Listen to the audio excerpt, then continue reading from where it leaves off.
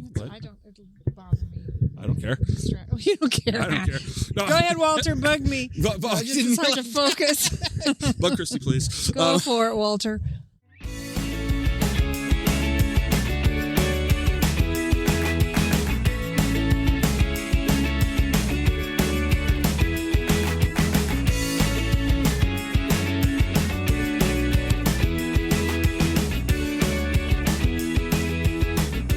Welcome to the Exploring Washington State podcast.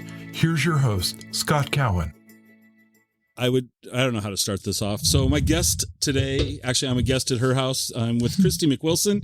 Christy, thank you so much for your hospitality and some laughs already. Can you share with our audience your story? Well, I was born in San Francisco. I'd like to know what you narrow it down a little bit. I got a lot of stories going on. Well, when did you move to Seattle? Okay, I moved to Seattle in 1980. I did not want to come. I was not happy about it at all. I'm a fourth generation Californian, and I thought the deal was, okay, said my husband, we'll stay for 2 years. He was very smart to do that because in 2 years I'd already was in a band and I made friends and start again? No. Oh, go ahead. No, that's okay. We're all learning, Scott. Yes. Technical challenges. This is live without a net. Okay.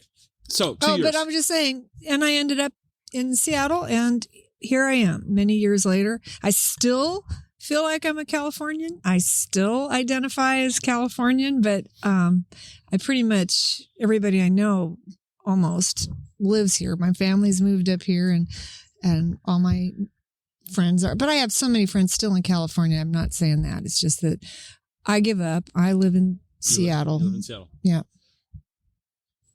You alluded to the fact that he was smart and that you were in a band in a couple of years. Well, yeah, he was, he, I think he gambled, I'll say 2 years and she'll come up and be fine about it. And then, the odds of me saying, no, 2 years are up, let's go. But, of course, 2 years is a long time back then.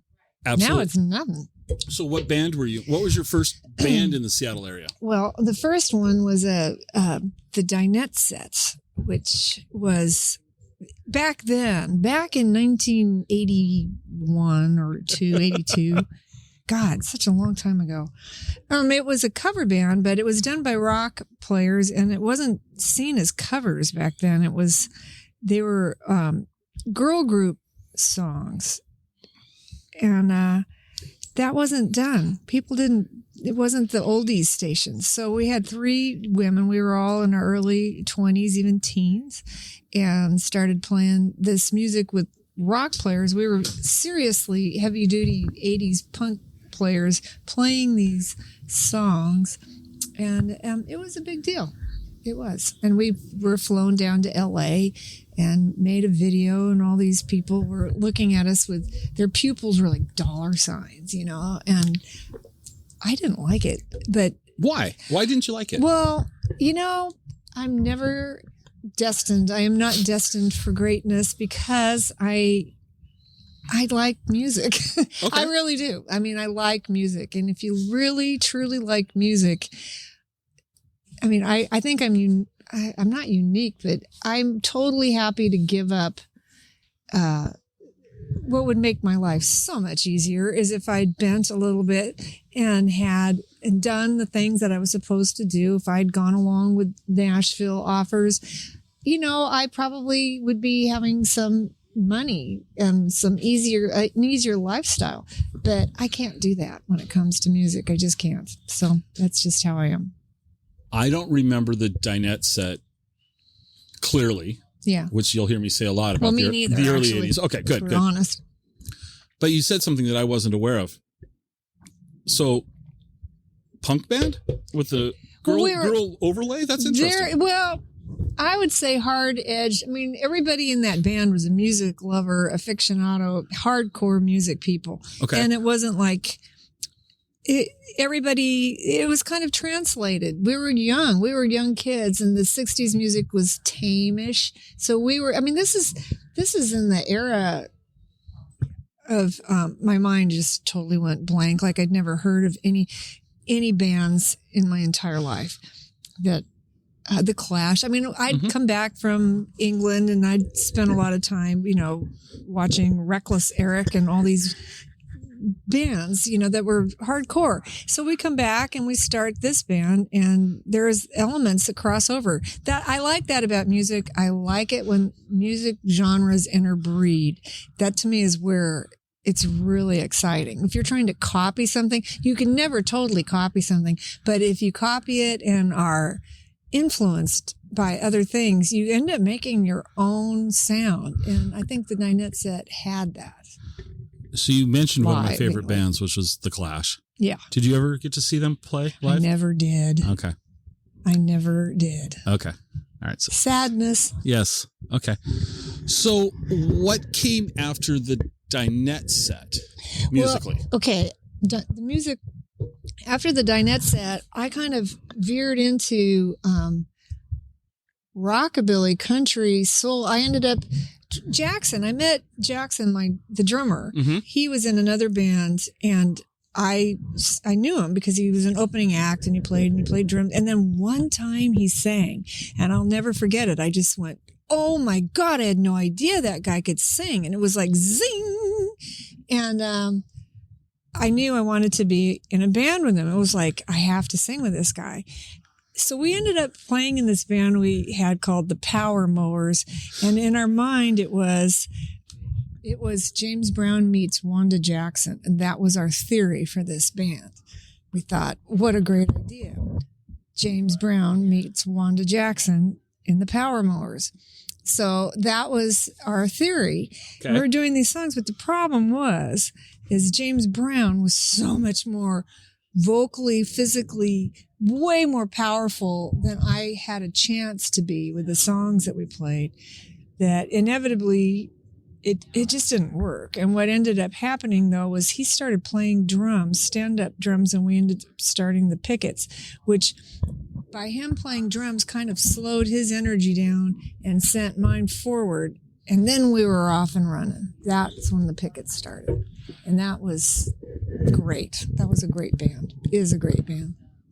Well, let's talk about the Pickets then. Why were they a great band? What?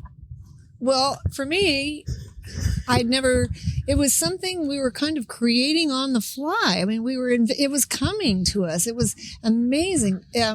Jackson was playing stand-up drum, very stripped down. He had a kick, a hi-hat. I think he might have had a ride, and a snare. That was it. And I was playing guitar and singing. I was playing, I was kind of driving it. And it was a stripped down band, but this power came out of it that was unexpected. And it had harmonies, and we were writing our own material pretty much. And if we weren't, we were interpreting other people's songs. Like we did, Should I Stay or Should I Go? Right.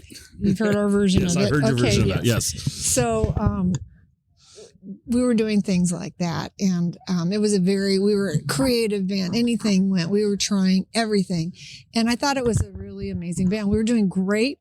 And then 1992 came, and it was like everything stopped.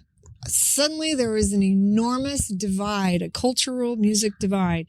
Were you Garth Brooks or were you Nirvana? Both of those two things hit. And we were neither, but we certainly weren't Garth Brooks. But in the town of Nirvana, it looked as if we were Garth Brooks. And we were still friends with all these people. We were friends with the Posies and the Fastbacks and all these, hardcore, great, amazing bands. But we were seen, I'd say, a little bit disdainfully. And we played and played all the time. And the good part about it was that any band that came into Seattle that wasn't something that was trying to be a Nirvana or Soundgarden was paired with us. So we had these amazing shows. We played with Johnny Cash. That was something I'll never forget. That was I got my autographed to Christy. Look, Johnny asked me if I wanted his picture. Really? Yes, I still have it. So I'm going to interrupt. Sure. How was it? How was he? It was a highlight of my life. 1995, August 8th at the pier in downtown Seattle. And, those AT&T shows that they had back then? Okay. And it was amazing because we were opening for friggin' everybody. But this one, we're doing a sound check, and there's a tape of this somewhere. Someone was recording our sound check. I'm singing away this waltz, and I turned to the soundboard where the monitor is. There is the man in black. I mean, it was like seeing Jesus. And no, it really was. No, I can imagine it'd be shocking. It was. I was not expecting that. And I look over, and in the recording, you hear my voice go, I couldn't help it. But you see him give me I saw him give me this thumbs up. And I was stunned. And I looked around the rest of the band. Nobody else saw it. And I was like, no one's going to believe this. No one's going to believe this. And I said, you guys, Johnny Cash came out during our sound check. He came out. He listened. Other people saw it, so I wasn't seen as delusional. But we played our set. And afterwards, God, I can go on about this forever. Is this Please okay? do. No, go ahead. We were in our little our backstage tent on the pier. And we're all, we're finished. It was great. We had a wonderful time. And suddenly the doors part. And like the kings and queen, in comes Johnny and June. And she's wearing this evening gown thing. And we were, I have met so many stars. I have done so many things with so many famous people. That's the only time I've been completely, utterly starstruck. I couldn't even talk. Were you a Cash fan? Oh, yes. Okay, so yes. Oh yes. We got to play not just with John and June, but the Carter sisters. The Carter sisters played. I mean, that to me was the incredible thing people seem to only care about Johnny Cash, but man, it's about the Carter family, right. to play with the Carter. Wow. It was something else. So they come in and we were all stunned. I've never seen Walter. He just, I mean, think about that. If that happened and they were shaking her hands and talking, and June goes, you sing like a little nightingale. It was great. It was amazing. And then, I mean, this is like you fantasize about nights like this. He gets on stage, and I took that moment to run to the outhouse because I had to use the facilities, and he starts talking about what a great band the Pickets were. And I mean, I was like, I just couldn't believe it. Anyway, it was an amazing, amazing night. And that's a great story. It was highlight of my life. That's a great story. It is. And it's true. That's the killer. I've got his autograph to prove it. It's got his autograph. And that's where, I got kind of, this woman comes up to me, I told you, and she said, Christy, Johnny wants to know if you'd like his autograph. And I said, well, yeah, but could I also have June's autograph? And she looks at me really blankly, and she said, we don't have June pictures. And I was shocked. I was like, why not? And she had no answer. And I felt really bad because to me, June is every bit as an icon as Johnny Cash. She's huge. So she sang this song called I Used to Be Somebody. And it really bummed me out. So, of course, I did I had to do an answer song. You're still somebody to me, because it made me sad. I really felt like, man, you're someone on your own right. She married Johnny, and it's like she almost got extinguished. Right. By how powerful he is. They're both amazing. Wow. Oh, wow. Okay. I could just talk about that. No, this is great. Night. So who else? Well, not so much who else. Let's go there. Not go there. One of the questions I love to ask musicians is in Washington State. So this is Washington State based. Now, you don't get to say someplace in Nashville or anything, but as a performer, where's an example of a really memorable place that from the performer's side of the world that you've played? And you mean now or before? Before. Shoot. I would definitely say the backstage in Ballard. Okay. I have to say the backstage. Nobody said that yet. Oh, really? You're the first person to say the backstage. Probably the oldest. No, you're not. The crocodile is amazing. The backstage is amazing. The tractor is amazing. Those three are probably I've played them the most, and I've had the most significant experiences. But there was something magical about the backstage for me personally that I was always haunted when I was there. I really could hear everything beautifully. There was just a cool feeling backstage with the bands. The bar staff was always it was a good place. I miss that place to this day. So let's turn the tables. Where's a notable venue that you've seen people perform at? Backstage. I've seen a lot of great things at the Triple Door. They have amazing sound system. You cannot find a bad spot with the sound. There are no bad spots in the Triple Door. None. Yeah. So that's a great place. If I thought about it more, there's this really cool place up in it's south of Bellingham. It's the museum. What's it called? Oh my goodness. Cut this out because it might be gone now. Let me ask you. Okay. 1 second. You can keep it going. Okay. Hey, Jackson, what's the name of that place that we played? Walter, you might know too. Up south of the really cool the artwork we played 2 rooms. He doesn't remember either.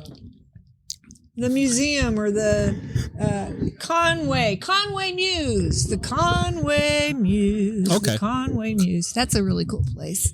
It had a very cool vibe to both watching and playing at the. Have you ever been there? I have not. I've not been there. I hope they still last through the COVID because it's a pretty amazing place.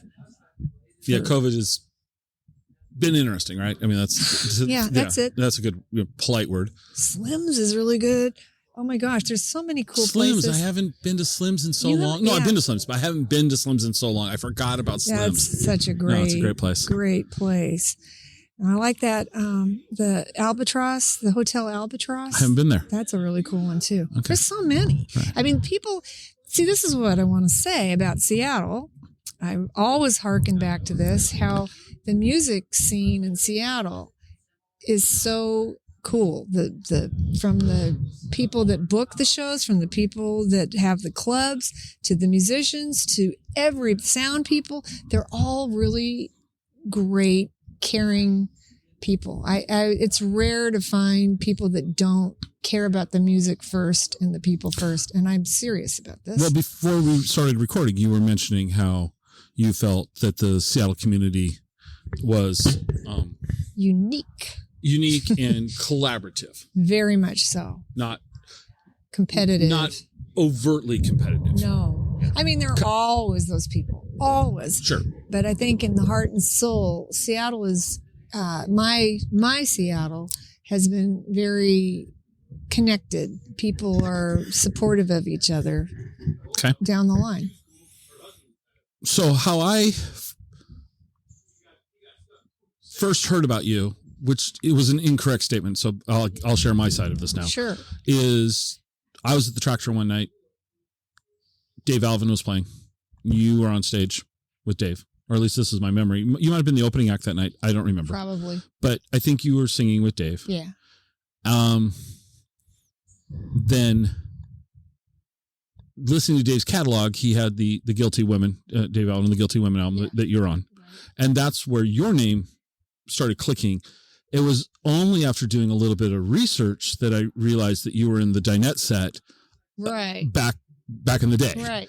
And so I think it's fascinating that I've found you musically through backwards. Yeah, backwards. Exactly. And so I've seen you perform at the Tractor, which I think is a great venue. I think it's a great venue. It's a great venue. And I hope it goes forever. Yeah, absolutely. But then as I kind of bounced around your catalog of music, you've done some solo work too. Yeah. Let's talk about that. Okay. So the Pickets, like you said, you weren't Garth Brooks and you weren't Nirvana. Oh, So the we were Pickets, us. yeah, you were unique. Yes. And then The Pickets kind of stopped wanting to work like I wanted to work. I wanted to keep touring. I wanted to do this. I wanted to do that. And the other players, for the most part, didn't. And so I remember playing this show, opening for Dave Alvin down at the pier. And I remember thinking, gosh, this is pretty much it. I guess my music career is over, and that's bound to happen. I'm getting up there. I'm 40 something. So let's forget it. And, afterwards, I went backstage and Dave was changing his strings on his guitar. And he said, come here. And I said, yeah. And he goes, how about you and me make us an album sometime? And I was kind of like, I said, well, yeah, because I'd totally given up. And so that was the second leg of I've had 3 legs, the Dinette set, the Pickets, and then the Dave Alvin years when we recorded 2 solo albums. The Pickets recorded for Rounder. We did a couple albums for Rounder, one on Pop Llama, and this one was with High Tone, which was what the label Dave's on. So I did 2 records with Dave, which was really great. It was me standing on my own 2 feet. Really scared me. It's one thing to go out and play a show with a band. I'm cocky as hell. But when it's my name and I'm by myself, I'm not so cocky. I found out I was really freaked out. Played on Conan O'Brien though, and that was great because it was a high watermark for me. So not to make this a therapy session. Oh, sure. Why do you think it was though that you were not as comfortable with your own solo? I mean, I don't know. Because you're still up there singing.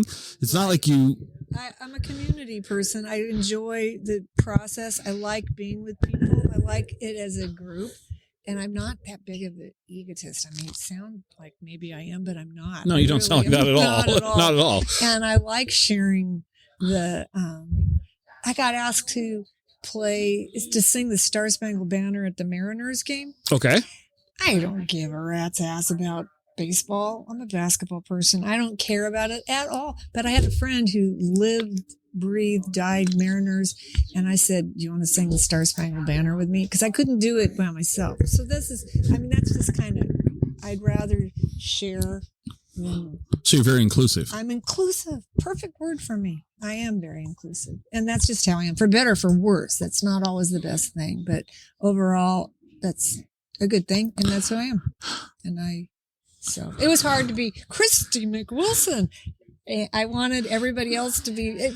It's good for hiding too. I have to say that. I'm not a big, ladies and gentlemen, as much as I might seem like that, I'm an introvert. I really am. I'd rather hang out in my room reading a book than going to parties and small talking. So here we are, small talking. About me. Let's talk about me. But let me ask you, does a switch kind of flip when you go on stage to perform? Yes. Okay. It does. It definitely does. Hello, Walter. Hey. How you doing? Doing well. This is my. How are you guys doing? We're good. We're talking about me. Only me. So can you get out of here, Walter? Yeah. Why don't you talk about me for a while?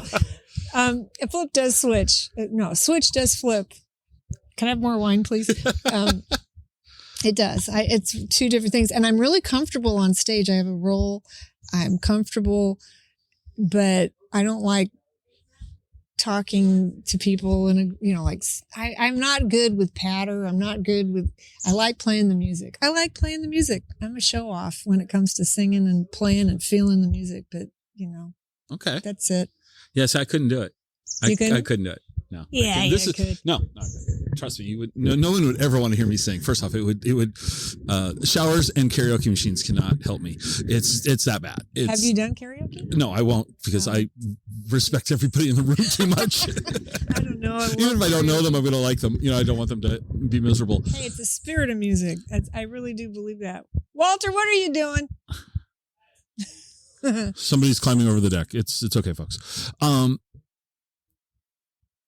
COVID's thrown us for a loop and all that. Musically, what are you doing these days? It's interesting. Nothing, but I've had plenty of time to hatch.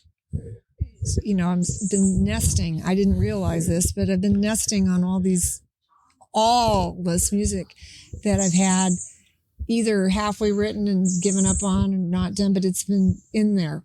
Okay. And all of a sudden I started going, I think they're hatching. So my latest plan is I'm going to do another record. I'm going to. That just came out recently. Like I'm ready to do that. It's time. It's time to do a new album. One last one. I'll call it an album. It's got to be an album. I'm old. I like albums. I like albums too. Yeah. I said record. Did you hear that? Well, yeah, I got that. Yeah. So, are you going to record it locally? Probably. I don't know how I'm going to do it exactly. Just this realization just struck like, whoa, I got a lot of stuff here. And I started thinking, I'm going to do it bits and pieces and different players. Mm-hmm. I had an album I was going to do, and at the last second, the lead guitar player didn't want to play anymore for some reason. And it was actually the greatest thing because I got all these different players to come in, and it added this whole different feel to the album. And I liked that. So I think I'm going to do, the standard Jackson and the drummer, and Walter, the bass player, and me, and then different people. Rotating And through. so, That'll be exciting. Yeah, I'm looking forward to it. That's really all I've got so far. But I haven't had that before. Before people said, when are you going to record? I don't have anything to record. But suddenly I do, and suddenly I'm ready. So we'll see. Do you anticipate you'll go perform live again? Yeah. Do you want to? Yeah, I miss my friends mostly. I miss seeing people, other bands, because I don't usually go out to see other bands. I usually see other bands when we're playing together. Okay. I hate to admit that, but it's true. I don't go out very often. And I miss seeing the people that I've gotten to know at shows, and I really do miss them. They're people I care about who, new and old. So, well, I do think cautiously optimistic. We're getting closer and closer to being able to do this. We'll see. You know what I want to do? What's that? I want to play in my backyard here, like this, and in Walter's backyard. I'm like really onto this idea of backyard parties, clothesline parties. He had this big clothesline and we were doing videos. That's what I'm nothing to the clubs. I love the clubs. Right. But I kind of like this idea of real casual, get your friends outside in your backyard and playing some music. I don't know. You can clip that out if you want. No, I don't want to clip that out. I think I'm going to talk you into playing something tonight. Well, since my whole band is here, I guess I'm going to have to do that. So I always love to ask people. So this question's a little challenging because of COVID. So you feel free to go pre-COVID with the answers. Okay. What do you do for fun and excitement in Seattle? I know you stay home a lot and you like to read, but I do. What's something that people might not know about the Seattle area that you think is pretty cool? The neighborhoods, just the individual little neighborhoods that we have here. Okay. And finding out somebody who lives like in Wallingford and where they go, or Ballard and where they go. West Seattle. Oh my gosh. West Seattle has become, especially with the bridge gone. Somebody said it was East Vashon, and I love it. We are, we are a community within itself, but there's all, Easy Street Records. There's all these little cool places. I think that's East Vashon. I know. I love that. Pretty great. That's actually great. T-shirt should be printed with do that. You drink coffee? I mean, everyone in Seattle has to drink coffee. I drink coffee. Okay. Where do you like to go for coffee? I like to go to C&P Coffee right up the street it's a really great place. And you know what I like about them? What? They have allowed me, I work with kids, to take Jackson and Walter. Gosh, we had these like every year, 5 or 6 different kids at the school we work at play music, and they give us a night and we play. It's my favorite night of the year. I am a sick person, but it's really fun. We've had these little kids up there, the same group, right, that get to sing and play their ukuleles, and we back them up, and it's really fun. So it's not as cute as it might sound because we play too, but right. They're like, but the kids are probably thinking that's wonderful. Oh, they are. It's really... How old are the kids typically? I'd say about 8 to 10. Okay. 7 to 10, something like that. And so that's a huge impression, though. You're making a really positive impression on a very impressionable age. Yes, and it's community. I really always am. I always end up focused back at that. But it ends up with this little community of people. I don't know what I'm talking about, but I really like the feeling of inclusiveness. There we go, inclusive community, and these kids singing and. At the whole crowd being on their team. This one little girl we were playing, Here Comes the Sun. We were all singing it, and she had her ukulele, and she the part was da da da da da da da da da da da da da. You know that part. She pretty much had it. She was da da da da da da da da da da da da, and then everybody would go woo, and she made it. I don't know. You had to have been there, but man. That's the kind of stuff I like. Everybody else can be talking about the big stars. No, I tend to go for 6-year-olds playing. So that's just awesome, though. I mean, that's just awesome. It is awesome. It really is, and I like that. One time Uno, who ran Pop Llama Music, I don't know if you know, but he one time said, Christy, when it comes down to it, music is something you sing around the campfire. And that stuck with me because it really is. You can get all fancy. You can get it. This is your job. This is your ambition. This is your this is your that. Really, it's this thing that we do I don't know. No, that's very cool. I mean, I'm not going to want to hear this played back. Yeah, I think you will. I hope. It's authentic. Okay. It's not. That's the whole point of these shows is not polished. I told you, I think I gave you my analogy that they're like a Grateful Dead show. They're, we meander around. It might be magical and it might be a train wreck, but if it's what it is, and that's, the goal is to have an honest conversation and like we're having a cup of coffee, a glass of wine. You're making me feel better. Okay. No, it's just, this isn't Evening Magazine. Right, and I tend to forget there's anybody else here. I'm like talking to you. Well, and that's the goal. That's the goal, is that we're just having a conversation, and we're having, I'm getting to know you. This is all about me. I get to pick the guests, and if they say yes, I get to have conversations with people I want to talk to. And new friends. Yeah, new friends. I mean, I'm over here. You're being inclusive too. Yes, I'm sitting here on your deck, and it's great, and we're having a conversation, and people can choose to listen to it. It's cool. I hope they do. So I'm going to wrap this up because I'm looking down at my battery looks a little low. So this is going to be a little shorter than normal. All right. But I would love to talk you guys into playing something. So we're going to, but I always try to give the guests the last word. Where can people listen to your music? You're on. I don't know. You're on Spotify. I am. Christy McWilson's, your solo stuff is on Spotify. I want to say I saw a Pickett's album on there. But I can't with 100% certainty. You know what? I wouldn't know. I don't pay any attention to that. I imagine that's true. I know that my booking agent management woman put me have my own Facebook and Instagram thing that I never go on, right, and things like that. So I don't know. I go out on the road.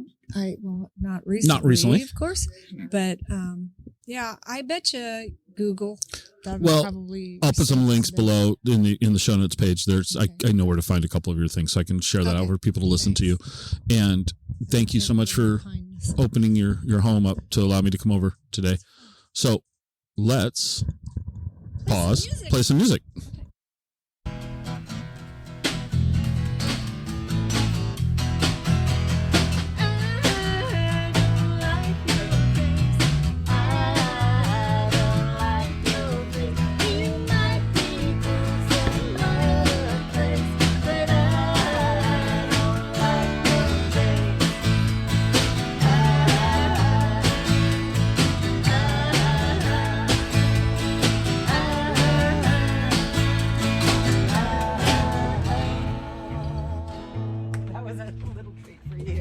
That's awesome. That was just for you. And the beautiful thing is that Steve will never hear that.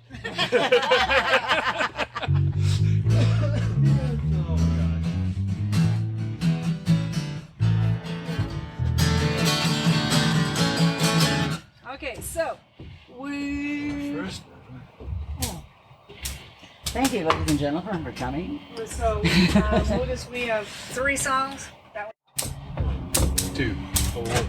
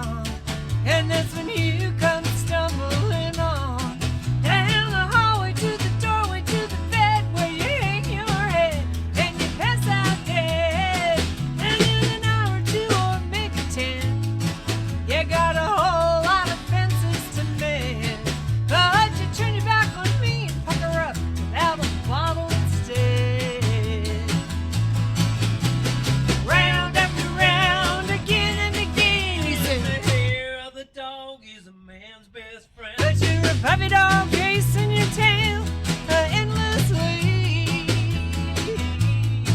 Oh, don't you know that I'm trying to drown my sorrow? Think about how well they're gonna flood tomorrow. Round after round, again and again. The hair of the dog is a man's best friend.